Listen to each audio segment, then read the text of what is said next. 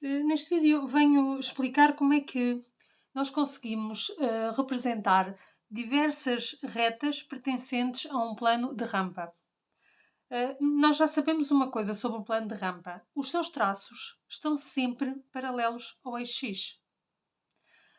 Poderá ficar o traço horizontal abaixo do eixo X e o traço frontal acima. No entanto, poderemos ter várias situações. Eu vou fazer um plano em que nós temos então essa situação. Traço horizontal abaixo do eixo X e o traço frontal acima do eixo X. E eu representei uma reta que é a condição suficiente para eu conseguir chegar ao plano. É uma reta oblíqua, porque o plano de rampa pode ter retas oblíquas, pode ter retas de perfil e também pode ter retas fronto-horizontais. Eu optei por fazer a reta oblíqua e vocês vão ver que é muito rápido nós chegarmos ao plano. Como é que eu, através de uma reta, consigo determinar os traços do plano de rampa? Se eu souber os traços da reta, eu consigo passar por lá os traços do plano, porque uma reta, quando pertence a um plano, tem os seus traços sobre os traços do plano, os traços do mesmo nome. Então, se eu for aqui representar os traços horizontal e frontal da reta, eu já sei que aqui vou ter o traço frontal do plano e aqui vou ter o traço horizontal do plano.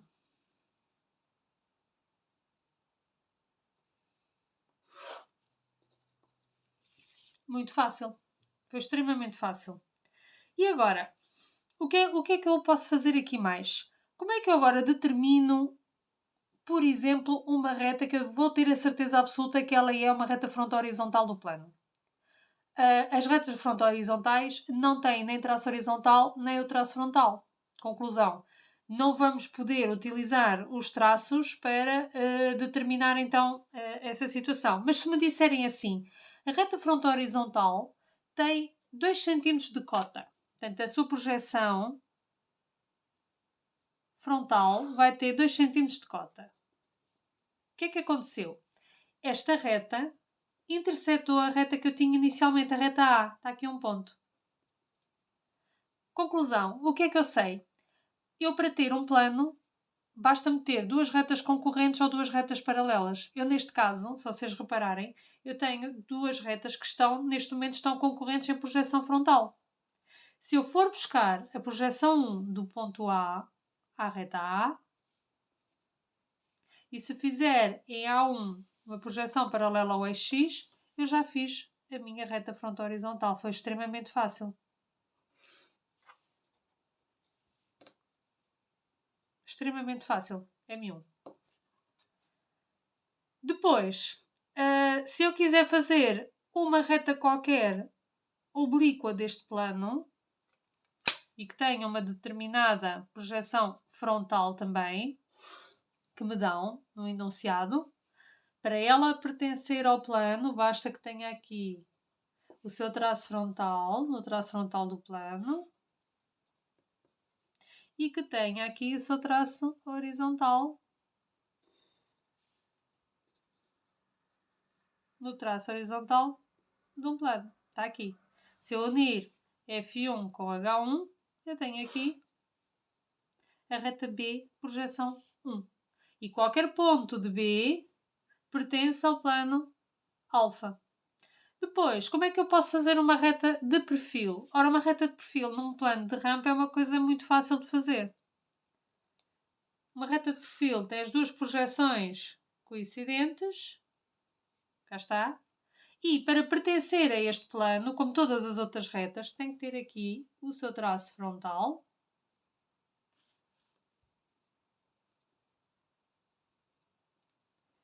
E o seu traço horizontal. Super fácil.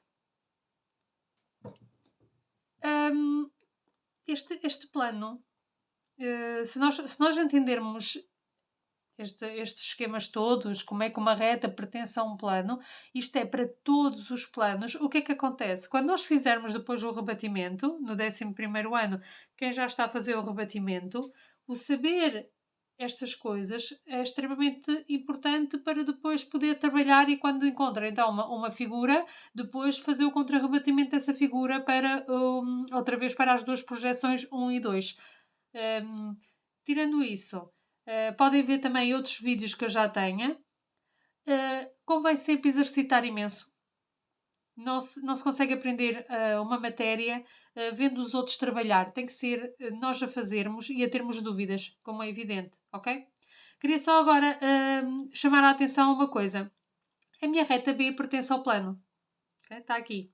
E se vocês repararem, a reta B fez aqui um ponto de concorrência com a reta M, que eu até vou chamar M, projeção 2. Então, se B2 e M2 se intersetaram, B1 e M1 também se intersetaram e se está tudo correto, o ponto é exatamente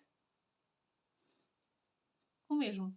Ou seja, o ponto tem exatamente a mesma abscissa. Portanto, quer dizer que o meu exercício está bem. Porque reparem, a reta M são vários pontos do plano, a reta B são outros vários pontos do plano. E quando há o ponto em comum, como é evidente, ele tem que ter a sua projeção 1 e a projeção 2 exatamente na mesma linha de chamada, ou seja, com a mesma abscissa. Portanto, isto só quer dizer que o meu exercício está bem feito. Quero também chamar a atenção, só mais uma coisa em relação ao plano. Acontece exatamente o mesmo com outro tipo de plano, mas é assim, quando eu tenho um ponto que pertence ao traço frontal,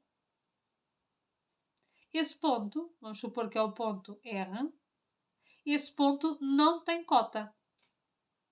Se por acaso houver um ponto que esteja aqui com a sua projeção 2 e depois tenha afastamento, esse ponto não pertence ao plano.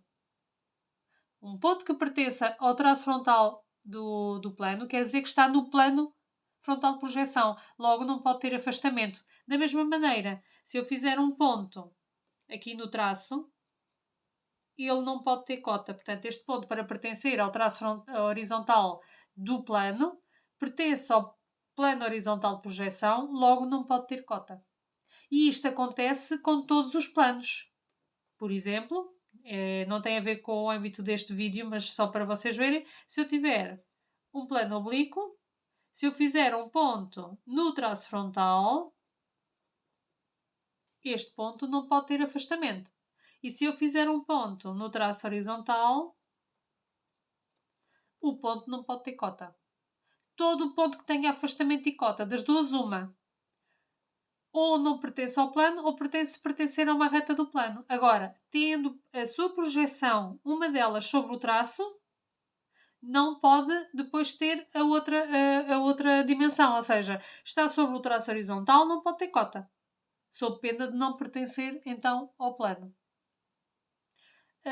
Espero que estas informações ajudem, que estudem bastante e treinem sobretudo e que sigam o meu canal.